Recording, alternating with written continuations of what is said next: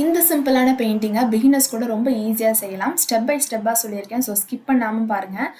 Just பார்க்குறதோட விட்டுறாம உங்கள்கிட்ட இருக்கக்கூடிய திங்ஸை யூஸ் பண்ணி நீங்கள் வந்து ஜஸ்ட் ஒரு பெயிண்ட் பண்ண ஸ்டார்ட் பண்ணுங்கள். ஸோ ஒன்ஸ் நீங்கள் ஸ்டார்ட் பண்ணாலே அது எந்த ஃப்ளோவில் போகுது, எது ட்ராபேக்காக இருக்குது, என்னென்ன திங்ஸ் இன்னும் வேணும் அப்படிங்கிற ஒரு விஷயம்லாம் புரியும்.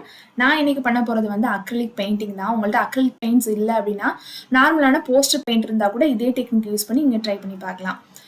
இன்றைக்கி நான் யூஸ் பண்ணியிருக்கக்கூடிய கேன்வாஸ் சைஸ்ன்னு பார்த்தீங்கன்னா 6x8 இருக்கக்கூடிய ஒரு சின்ன கேன்வாஸ், ரெக்டாங்கிள் சைஸில் இருக்கக்கூடிய கேன்வாஸ் தான் எடுத்திருக்கேன். நீங்கள் வந்து கேன்வாஸ் பேனல் யூஸ் பண்ணலாம், இல்லாட்டி ஸ்ட்ரெச்டு கேன்வாஸ், இல்லாட்டி திக்கான ஸ்கெட்ச் பேப்பர்ஸ் கூட இருந்தாலும் யூஸ் பண்ணலாம்.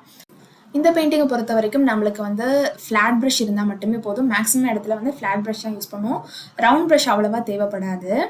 அதே மாதிரி முக்கியமான ஃபஸ்ட்டு ஸ்டெப்புன்னு பார்த்தீங்கன்னா நம்மளோட ப்ரஷ்ஷை வந்து டேரெக்டாக பெயிண்டோட, அதாவது கேன்வாஸில் டேரெக்டாக வந்து பெயிண்ட் பண்ணக்கூடாது. நம்ம ப்ரஷ்ஷை வந்து வாட்டரில் வந்து வெட் பண்ணிவிட்டு அதுக்கப்புறம் நீங்கள் வந்து பெயிண்ட் எடுத்து நீங்கள் அப்ளை பண்ணுங்கள். அப்போ தான் வந்து அந்த கேன்வாஸோட அது ஒட்டும். நீங்கள் வந்து ட்ரை ஆக்கி அந்த பெயிண்ட்டை வந்து அப்ளை பண்ணுறப்ப அந்த கேன்வாஸோட ஒட்டவே ஒட்டாது.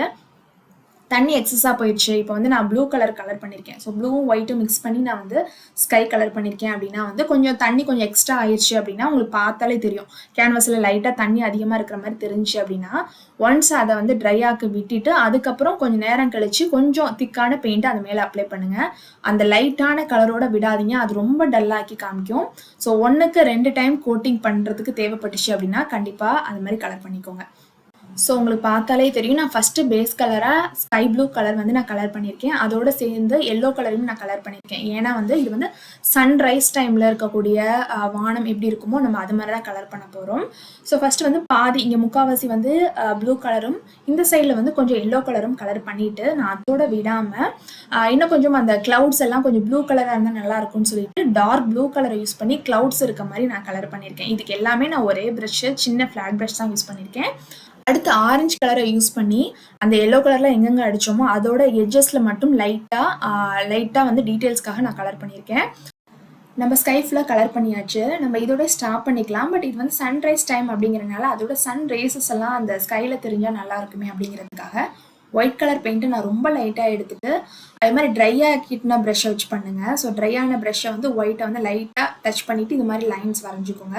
அது ரொம்ப லைட்டாக தெரியணும், பட்டும் படாமல் இருக்கிற மாதிரி வரைஞ்சிக்கோங்க.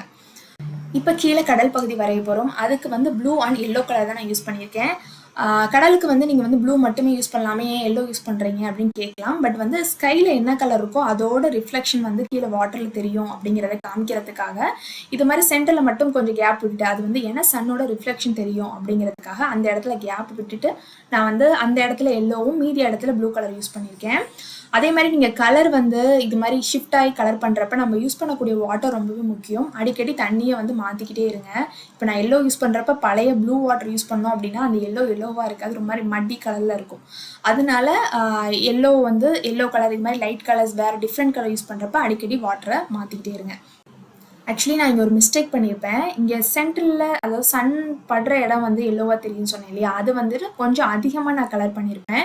பட் அது ஃபுல்லாக முடிச்சதுக்கு அப்புறம் தான் எனக்கு தெரிஞ்சு நான் ரொம்ப அதிகமாக பண்ணியிருக்கேன். அது ஒரு மாதிரி ஆப்வியஸாக டிஃப்ரெண்ட்டாக தெரியுதுங்கிறதுக்காக நான் வந்து ஃபைனலில் அந்த எல்லோ ரேஞ்சை மட்டும் நான் குறைச்சிருப்பேன். இந்த ஸ்டெப்ஸில் அது தெரியாது. பட் நீங்கள் இதோட கண்டினியூவாக வரைகிறீங்க அப்படின்னா அந்த எல்லோ கலரை கொஞ்சம் குறைச்சிக்கோங்க. குறைச்சிட்டு மீதி இடங்களில் ப்ளூ கலர் வந்து கலர் பண்ணிக்கோங்க. ஸோ எல்லோ ஃபுல்லாக கலர் பண்ணதுக்கப்புறம் கொஞ்சம் ஆரஞ்சையும் மிக்ஸ் பண்ணி கலர் பண்ணிக்கோங்க.